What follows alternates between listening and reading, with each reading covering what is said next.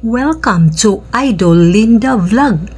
Ito ang matagal ko nang pinapangarap na mapuntahan ko ang lugar na ito. Akala ko noong una ay hindi ako makapunta sa lugar na ito.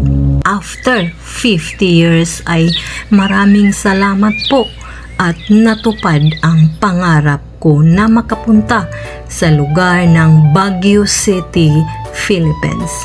Ito ay isa sa party na ating napuntahan. Ito ang Botanical Garden, Baguio City, Philippines. Kung makikita ninyo mga idol ay nakapandong ako ng face towel dahil masakit ang init ng araw, ang sikat ng araw na dumapo sa ating balat kasi kahit malamig ang klima dito pero mainit pa rin ang sikat ng araw dahil sinasabi nga nila Baguio, wow, 'di ba?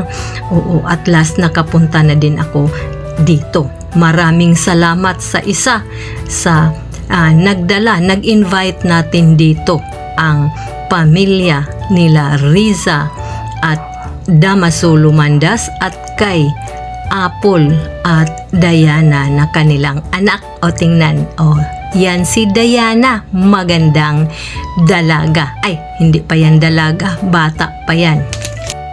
At nagpapasalamat din ako, shout out sa kapatid ni Damaso at sa mga kaibigan at relatives na sumama sa atin dito. Sa susunod kong video ay ipapakita ko sa inyo ang mga tourist attractions na napuntahan natin dito sa Baguio City.